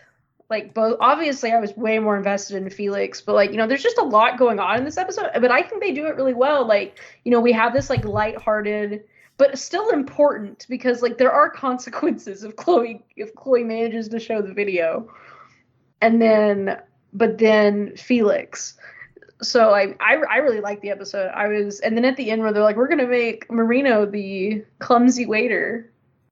Yeah. And watching Marinette problem solve when she's not Ladybug is always great. So like, and it's not like she did like super amazing things, but when she like, manages to not hit the thumb pad when she, dumps a bunch of craps to like mess up Chloe and stuff like that. April. I think this was a good episode. I liked it. I feel like I agree that the Felix stuff is kind of weird, but I'm hoping that it'll sort of pay off later. But as you know, I very much appreciate Gabriel Agreste. And I liked sort of this like behind the scenes kind of thing that we got with him. Also, he didn't have Natalie's help, so we had to do like a bunch of stuff. Yeah, I was gonna say like it. I like that you could definitely tell that he like appreciates Natalie's like assistance and like everything that he does, because he's just like I don't understand how you do all of this, like, and she's like, here's your list of jobs to do tonight. April, you had high expectations for the episode called Gabriel Agreste. Yeah, I know, it was a good episode. Like, it was just like... Did you expect it to be the Felix episode? No, I didn't expect it to be the Felix But episode. there was a lot of Gabriel Agreste. There was a lot of Gabriel Agreste. I do think it's funny, like, so they're having a party with his Rich People's Club, but everyone's wearing black, and I thought it was about his mom, about Adrien's mom. Oh, yeah. Which would explain all of the black, but then, like, Felix is wearing his normal clothes, Adrien's wearing his normal clothes, like, all of the kids are wearing their normal clothes, so it's like... And it's a masquerade party for, like, no reason. Yeah, it's like a masquerade party for no reason. And then there's, like, a waiter who's supposed to be watching the kids, which is kind of weird, and I guess there's dancing. I don't know. It was really interesting, but Gabriel looked really nice in all black. I think he should wear it more often. But I guess I understand him wearing all white because, you can't be obvious that you're the super villain or the villain of the show, so we're all white. It's cool. But I really did like appreciate like that he like it's obvious that he appreciates Natalie and all that she does for him and everything. So that was very, very kind. Yes. There you go. Quickly through, I think I had other comments through other stuff we hadn't talked about from the episodes. Crocoduel, we had some Julika Rose stuff. They have a hug. Rose kissed her on the cheek. Some good stuff there. The whole plot of Crocoduel's Marinette's avoiding Luka because she knows. So Crocoduel takes place after the beginning of the season, but before Wishmaker, where we know they're good already. So it's kind of weird to see it at this point. Yeah. Yeah. But it's supposed to be awkward after they broke up. But and Luka's still in love with her. But at the end of the episode, they're in a better place where they're buddies. And Luka encourages her to tell Adrien how she feels. Super cute. Again, kind of building up to an actual confession at some point, as many episodes have. We had a recurring gag in this episode of Shadowmata failing to akumatize people at the party. It was great. He's like, what's going on? Stay where you are, little Akuma. A party of teenagers always makes for a party of strong emotions. You're not wrong, Gabriel. It's creepy, though, but yeah. Well, and then he ends up akumatizing the adults. Yep. Yeah, that's true. Any other reactions to them being twins and Jagged's Julika's dad? I felt bad for her because he was like he wasn't purposefully ignoring her, but like that's what was happening. Yeah. He makes up for it though. It's just Jagged. He's just like that. He's stupid. Jagged and Anarcha, Crocoduo is their album. Their akumatized as Crocoduel. The Tiger Miraculous for Julika. We have Roar the Kwami. We are anticipating seeing Roar from the beginning of the season. The loud Kwami with Julika being quiet. So Roar stripes on, confirmation the purple tigress. Cat Noir says meow, that makes us practically family. I was really mad at him. I was like, Cat, please. But it's like he's like obligated to say something like that. He is, it's true. Clout is the power. And it's like she's like a charged fist, like One Punch Man. Mm-hmm. I guess that's what she is. Okay. Roar's great. I really like Purple Tigress. Yes. That's basically it. Fun episode. Okay, Glaciator 2. Let me dig into a lot of the stuff I liked more. The Ladybug and Cat are voted couple of the year right away. So funny. Amazing setup. And Marinette's like, these are all taken out of context. It was Dark Cupid. Like, I can't even remember this other one. Right? So funny. And the really amazing gag, Cat from the trash can watches Ladybug angrily Lucky Charm and beat Glaciator in 15 seconds. It's so good. Off screen. So good. Yeah, that's such a strong start. A lot of this is like dealing with Adrien processing his feelings for Ladybug. Adrien says he doesn't have the right to force his feelings on Ladybug. If you're someone that's been annoyed by how Cat treats Ladybug, I think Glaciator 2 is the best behavior that he's ever exhibited, right? Like, yes. He learns some lessons, both ones he's telling himself and ones Ladybug is saying. And then he says something, and she's like, are you making fun of me? Because he's like, yeah, my platonic blah, blah, blah. And she's like, what? Yeah. He deletes all his pictures. Marinette forces Alya to delete all the Lady Noir pictures from the Lady blog. Oh my gosh, she like kills Alya. Like Alya's like, ugh. Shadowman's news. It's news. Shadowman's about to send out an Akuma, but he realizes it's Adrien who's sad. Oh my god, part I literally Then he de-transforms, and our favorite, he as Gabriel angrily calls Gorilla, which is his one move. That's his move. I need to call up Gorilla. So funny. Great and then scene. The most awkward conversation that's ever happened in the history of humanity happens, and he says three nice things. You could talk to me about anything. Yeah, him trying to actually be sincere because he saw he was sad. Which is nice. It wouldn't take until season 4 for the emotion detecting power to him actually realize his son's not feeling good. And then even Plog's like, "Wow, your dad said 3 whole sentences." Yeah, like, wow, it's a good. Wow. Marinette has Operation Bye Bye Blues, one of her many things, and she happens to be walking by with a gift. When So it did take me a minute to figure out like that it was fake, like what was happening, and then I was like, oh wow. Yeah, ridiculous. Hopefully showing us where Marinette is coming from with the stupid crush into where they're going with like also, actual I really, feelings. really hope there's not a wrapped present of hamsters, because like you shouldn't do that. Yeah. No, probably not. Kagami tells Marinette. I love Kagami saying, Marinette, you need to confess to Adrien so he won't be sad anymore. It's so Right? funny. She's So like, can you just do it? Also, like Kagami's like talks about it like combat. So funny. Like Kagami's the best. And then like they're just approaching it really seriously and regimented, and then the payoff is it's all from a manga she's reading. It's just So really good. I think it's one of Ladybug's most well executed jokes. No, it was so I lost it. I was like, oh, because then when she comes in at the end and she's like, and she's like, what are you talking about? So funny. Like, yeah. Well, I only got to volume 3, losing it. Like, so funny. But also, like, how, like age appropriate is that, too? Yeah, like, it's really good. Like, Yeah. using advice from a manga, like. So funny. Right. I love seeing the more childish sides of Kagami. So funny. Yeah.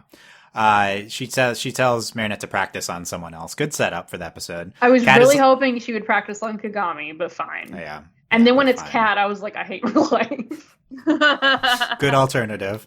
Cat is like angrily trying to get over Ladybug. He's cataclysming the billboard of them kissing. Which I think Very is dramatic, hilarious. by the way. Yeah. Then we get the 4-minute dialogue scene. I just want to point out the voice acting is really incredible. It's really funny when she gets like the matter she gets. So funny. Yeah, the scene is entirely, they're reading the same thing over and over, so it's entirely dependent on the acting. I think the most acting dependent scene of the show. And the English voice actors do a great job of conveying all of that. I also went back and I watched this in French. And the French voice actors also did an incredible job with this.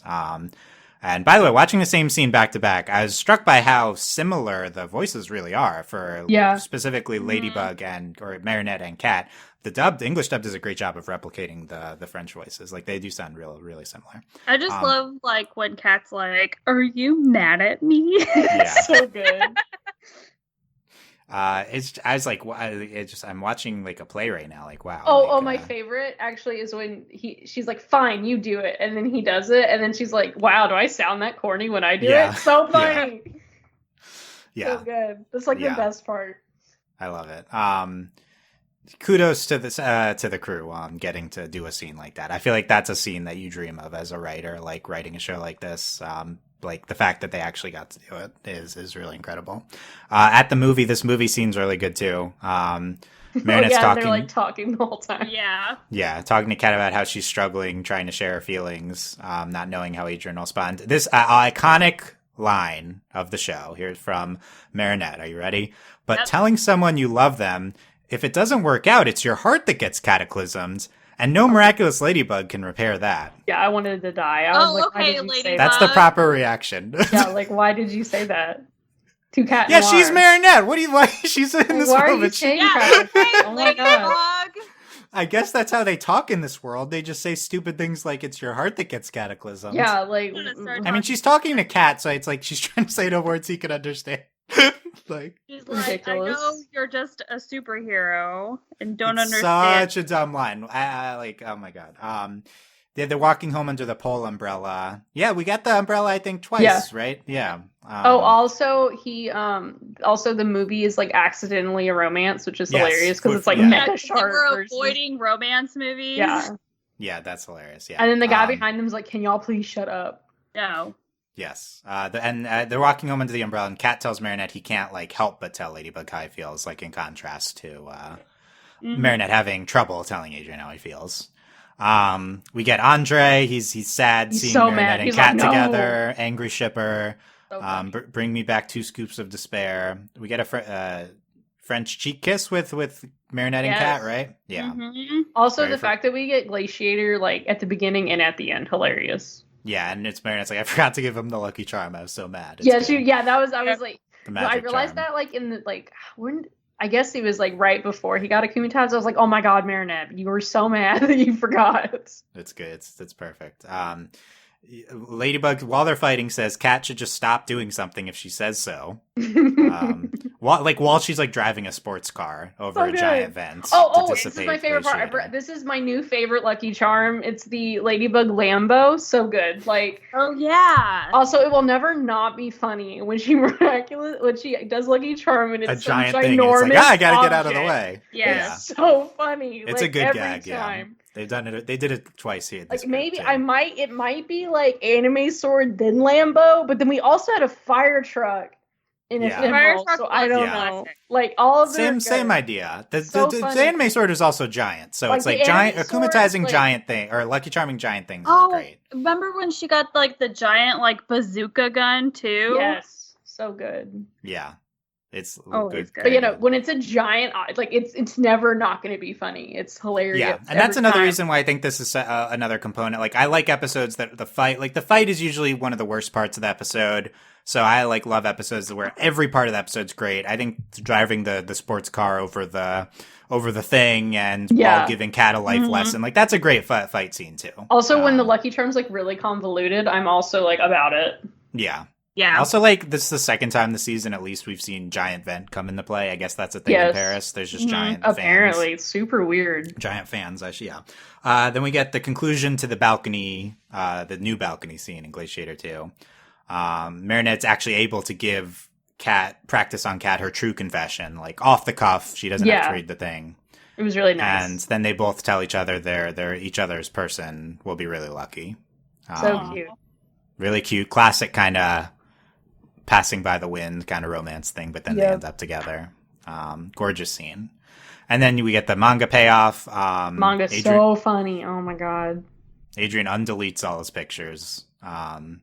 He says, I'm always doing my cat noir act with her. Maybe if I were my true self with Ladybug, she'd fall in love with me. I think this is a pretty big line from Adrien. Like, I would say so. We've talked a lot about how a lot of the fans think Cat is Adrien's true self versus he calls it his cat noir act. Yeah. Now we know from Ephemeral this is a side of him that's important, but like him identifying this as like an act, I think that's like a big step. Not that he needs to get rid of this side completely. There's a lot of freedom to him that's important, but this is like some introspection I think from Adrien that's like pretty big here. For him to like identify it as not his true self. But I also wonder if he just doesn't know who his true self is. Right. I think it's like this is like satisfying in a way for as people who are like Adrien's like more of the real Adrien, but it's also like I think he's also wrong here. Like it's not really just an act. Yeah. So it's interesting where he ends up there.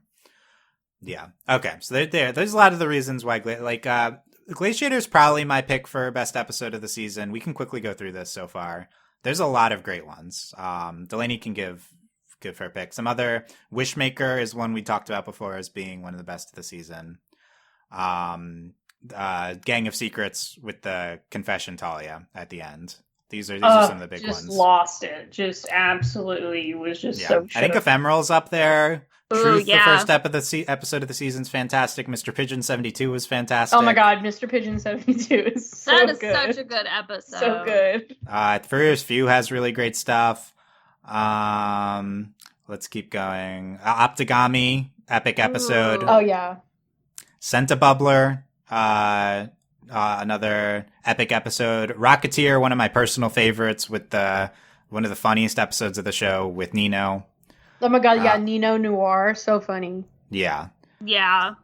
And trying to go through. I think those are the big ones. That's like half the season, by the way. When I say like Ladybug's one of the best shows of the year, that's half the season I just went through, and those are incredible episodes. And my thing is like, there might be one that I just can't think of at the moment, but like out of those, what's your reaction? What's your favorite of those ones? Oh geez, I don't know. Like, oh geez, like there's so many. Like honestly, like the first like 4 or 5 episodes of this season are like incredible. Which part of it is, I think, like the sheer shock of serialization, but then also legitimately like what we're exploring, like with Marinette realizing like she's the guardian, she can do whatever she wants, and then finally telling Alia that she's Ladybug, and also like that genuine emotion that we see from Marinette in the first like couple episodes. Yeah, that's really good stuff. Yeah. April, what's your pick of those? Oh God, I can't pick because it's all been really good this season. Like this season has been so solid, and we've gotten all of this like serialization and like so many new heroes. So this season has been so funny. Like yeah, so like this funny. season's just been a lot of fun and stressful. Always stressful. Ladybug's always stressful. Like I don't know. Like I've really enjoyed like this latest like last 5, but like Delaney's like totally right about like those first 4 episodes. Like those ones really hit it out of the park, especially because, you know, this again, the sheer shock of getting serialization from this show just is mind-boggling, and that we've continued to get it as the season has progressed. Like I don't know.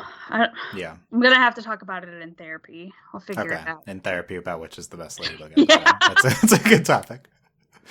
It's a big decision. I got It is. Yeah, we'll sort this out in the OVAs coming up. My pick is either Glaciator 2 or Wishmaker, probably my top 2. Gang of Secrets also up there. Yeah, but all the ones I mentioned, I think all of those are good picks. What's Marinette's secret? She's in love with Adrien. So funny. That's not a secret. So good. Quickly through, just I think Haksan, the main thing I want to talk about that we haven't talked about, the name Scarabella. Terrible. Why? Let me. So I didn't at first. I was like, why Scarabella? Maybe it works better in French. So that's what my best guess was. Yeah. Here's my theory. Scarab is a beetle. Yeah. So Ladybug. Scarab. So like kind of like a beautiful scarab. And Ella is a girl. Or Bella is beautiful, right? So those are the components to the name. But isn't Bella beautiful in Italian? Yeah. So I don't get that, but yeah, I mean it's a Romance language. I don't know. I think they're all the same. It's all the same. The French scarab, Ella, like girl beetle. You know, yeah, there you go. Lady Beetle. I kind of agree that Black Spots of Just, it's too long, but I would have liked, so I like that it was in the episode because, having like a black component to all you being a black hero, right. I think it is really good. Also, it's just fun. Yeah. You could just be Black Spots. I don't know. I also thought Lady Luck was fine. She could have been Lady Luck. I would have been okay with that. Yeah. I think probably Scarabella plays better in French. But, also, it was really funny when Cat Noir just immediately starts fighting her. So funny. Yeah. So good. And of course, Alex is like, Ladybug, get out of here. At the end of the episode, Ladybug apologizes. This scene is interesting. I still haven't fully wrapped my head around it. Ladybug apologizes to Cat for not telling him that about Scarabella and telling someone her identity. Cat is worried that if she ever stops being Ladybug, he'll never see her again. That was so sad. I know. This is a really sad moment. You're building up the expectation. We're on this Adrien frustration arc. You're building up this, like, Adrien's pissed about him telling someone her identity. But he's like, no, actually, I'm just worried you're going to abandon me. But, okay, but then this episode, like, with this whole theme, again, played into the whole, like, this is why I was super convinced about the other episode being true. No, this plays well into Ephemeral because Ladybug says she'll never abandon him. And so the point of the reveal is that, Ladybug will always know who he is. They'll never be able to get out of contact. So I think the scene kind of builds up to Ephemeral. It also makes me wonder, like, is Adrien going to tell someone? Yeah. I mean, right. now He's been really good. But they don't know that Luka knows. Right, which is also... Okay, but we never talked about this. Okay, yeah, I'm sorry. I apologize for forgetting about my favorite Luka. Your son. Your long-lost son. What was your guys... So, did you guys think it was bad that... So, Luka doesn't... It doesn't play into the episode that Luka knows their identities in Ephemeral. Did you guys think this was bad? Were you confused? What was your reaction? Quickly. No, I remembered. I was confused because because here's my thing. It's either like we're wrong, but he knows, or it's that he's choosing not to tell her, which I understand, but is also bad. But then also, granted, I also expected a little bit more pushback when she was saying it's dangerous for someone to know both of our identities, but Luka does. Luka knows both of them. Yes. So that, and this also, I think this plays into, I'm assuming this is going to play into the finale because, like, that's going to, like, he knows. we're also revisiting the idea as well, because he knows we know that he knows both of their identities, and that whenever she asks, but Ladybug doesn't know. Yeah, but Ladybug doesn't know, and then she even kind of said like, it's okay if you know his identity, because then like that sort of like, I guess, would bring comfort to the Grandmaster or whoever. You know what I mean? Like that.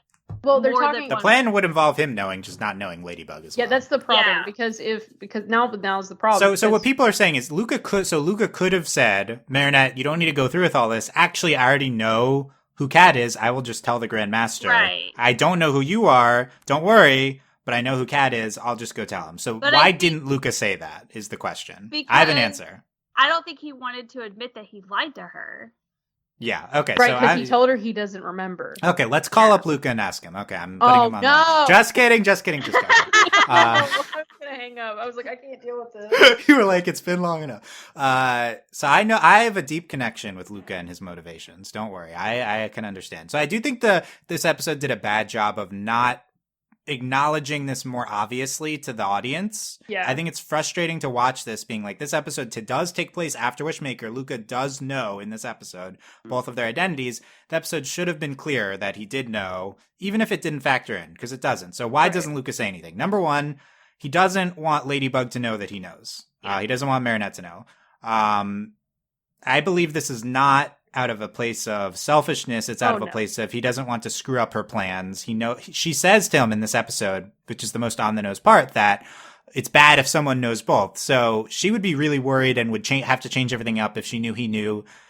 If he just doesn't say anything, probably everything's fine. He is risking it because he could get akumatized and that would be bad. That being said, he's like the most emotionally calm person, so they're probably fine. But so he doesn't want to like worry her, I think is number one. Number two, this is the big thing. And this is what I think people don't get. Luka just trusts Ladybug's plan. Like, he doesn't feel the need to interfere. He trusts her implicitly on what Marinette is going to go with here. Well, and that's the thing, like, he already, to an extent, trusted Marinette. And now that he even said so himself. Yeah, to her. Later in that episode. Luka says, I hope she knows what she's doing, which is the most the episode acknowledges that he has other ideas. Like, he could have said, no, actually, this is not necessary because I know this, but he trusts her. He doesn't need to say anything. I know this is kind of weird to wrap your head around, but I think it totally makes sense from Luka's perspective, Luka's character. He doesn't need to put this into play where she doesn't want that he knows, and he's just going along with what she says because that's most important. Also, I think she did scare him a little bit because he said, is it okay if I know? And then now I think he knows also that this isn't good. Like, so I think, and that he's kind of stuck. Right. Her specifically saying bad if someone knows both. Yeah. So he's just not intended. He didn't want to know their identities. Right. And he doesn't want to screw up any of Ladybug's being the guardian. He wants to let her do her thing because he trusts her. There you go. That's the summary. Yeah. Okay. So I think Luka is like a really nuanced character. I think the fact that this was like a weird thing that the episode probably screwed up a little bit and not acknowledging a little bit more, but it still made a complete sense to me. I think that just shows like how nuanced of a character and developed of a character Luka is. Honestly, he's had a fantastic year. I agree. Delaney's on board with Luka now. I am. It's true. They're not together anymore, so it's fine. Okay, so now that Luka Nut is over, it's fine. Yeah. Well, and he even still has his moments, like later in the episode, whenever he is talking to Marinette and she's sort of trying to figure out what to do about knowing that Adrien is Cat Noir. Like what he says to her, he's saying he's being honest with her. You know what I mean? She just doesn't know. Yeah, she just doesn't know because, like, he knows that she's Ladybug, and so he's speaking from his own experience, even though she doesn't know that. But, like, way to go, Luka. We're proud of you. We love Luka. So, obviously, Ladybug's best supporting character of the year is Alia, because this is Alia's season. It's true. But Luka is like also if Luka is also one of the best supporting characters of the year, but it's all his year, for sure. Oh yeah. Last thing, we didn't talk about this nearly enough in Gabriel Agreste. I think we talked about all the important things except for Felix's scheme to figure out for sure if Shadow Moth is Gabriel. Yeah, genius. He tears the So smart pants on when he passes him by, and then at the end he sees that the pants are not torn. Therefore, he knows that was a Sentimonster or just generally not actually Gabriel. Yeah. So in his mind, this confirms Gabriel is Shadow Moth. Fuck somebody. I don't know what the significance of him knowing Shadow Moth's identity, Gabriel's identity I'm is. assuming if he comes back. Oh, okay. Actually, we didn't. We're at 2 Yeah. hours in. We didn't also talk about the post-credit scene. There's a lot going on here. So let me also lay out the post-credit scene. Then I'll go to each of you. You tell me what does it mean that Felix knows Gabriel Shadowmoth, and what is this post-credit scene? Not actually post-credits, post-splash screen. Yeah. Gabriel puts his Miraculouses in his vault safe thing, and he says, "A little surprise for when you come back, my dear nephew." Delaney, what did you interpret this as when you watched? I don't know. I'm really confused by this scene. Because, and I don't know if it's, to make him think, that Felix is, to make Felix think that he's, going crazy or something. I don't understand. Also, it's not going to stay in there forever because he wears it. I don't really understand what the scene is. Yeah. April, any thoughts? Yeah, I was gonna say, have we seen Gabriel take off the Miraculouses before? It's just really random for him to just be like, I'm just gonna take off my Miraculouses and talk about how I'm gonna seek revenge on my nephew. What does it matter? If you could just destroy your nephew, just go ahead and do it. If it means that much to you. What are you waiting for? Let's go. Yeah, I'm not sure if I'm missing something here, or if this is supposed to be ambiguous. Yeah, I don't know. Is he putting something else? I mean, I guess he could be putting replicas in there. Yeah. Maybe they're not actual Miraculous. My best guess is that this is hinting of some future plan of Gabriel's that involves Felix. So potentially Felix discovers, he opens the vault, he kind of knows it's there or something, he discovers them, he takes the Miraculouses, but actually somehow it's all part of Gabriel's plan, and this is either a plan against Felix or a plan to use Felix against Ladybug and Cat Noir. Right. Or I was gonna say, he just decides he's not gonna wear them around Felix anymore, really drive Felix crazy. He's like, I'm ditching my ascot, so oh no, Felix can see that I'm not wearing my Miraculous. I really feel like he wasn't prepared for that. Yeah. I don't think he was prepared for Felix to know. Yeah, and the other thing is, as far as Gabriel knows, I believe at the end of the episode, he thinks he's successfully tricked. Yeah, Felix. that's the thing. But then why the threatening self-talk? Well, it could still be. I don't know. Well, it could still be that he still thinks he's right, but then he's gonna mess with him some more. But he doesn't know that he's figured him out. He's kind of like, just in case, nephew, I'm coming for you and your rings. Well, I think this means that he has to come back. Oh yeah, I think Felix, he's probably in the last 4 episodes. Oh yeah, for sure. Unless this is hinting at season 5 stuff. And we just do Adrien's a Sentimonster. I don't know. But the biggest room for improvement for me is Felix, in the show. They could do totally cool things, but let's see it. Well, it makes me I'm what is Felix playing at? I think the biggest thing with Felix is we've only seen him twice? Yeah, literally twice. We don't really. If he is a Sentimonster and he knows it and he has as a mucked object, it makes sense that his motivation would be wanting to be free. And maybe despite him having it, he still wants to neutralize Gabriel because he controlled him or was able to. I don't know. But this is all assigning or potentially could have. Yeah. This is assigning a lot of specific like movements and knowledge that we don't know that he has. But he randomly knew that Gabriel was Hawkmoth, so there you go. Who knows what else? Who knows? Yeah, it needs to tie into the Adrien stuff. It needs to just be a component of Adrien, because Adrien's they put all the work into Adrien's character arc. That's what and Felix, is related. So that's what it needs to do. Okay.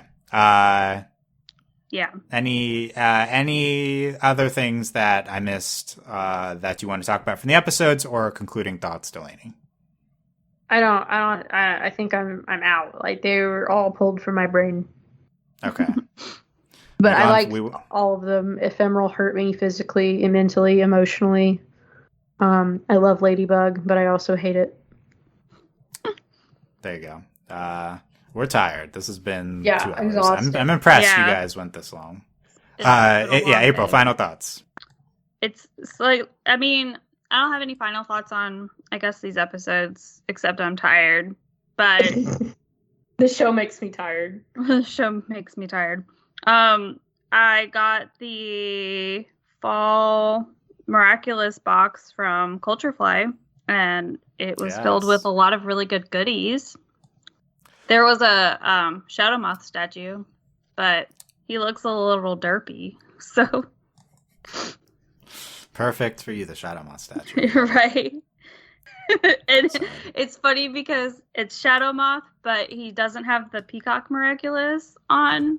Okay, there you go. Let us know what you thought of these episodes, our discussion. Hope I didn't miss anything. There's a lot here. Yeah, forgot about some of the key Felix stuff until then. So much. Too much. And that's going to be it for Ladybug for the year.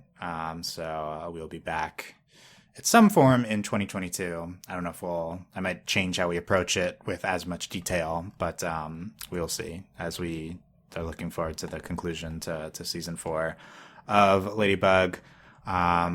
Leave comments anywhere you listen to the podcast, or you can support us on Patreon at patreon.com/overlyanimated. Thanks to our current patrons, especially our patron of the podcast, Bob. Shout out, Bob. What up, Bob? And thanks as always to our patron executive producers, Steve, Michael Finishin, and Anan. There'll be a podcast in 2 weeks, scheduled probably on December 15th, topic TBD, so we will see you guys then. Not Ladybug, though, back in 2022. Thanks for listening, guys. See you next time. Bye. Bye.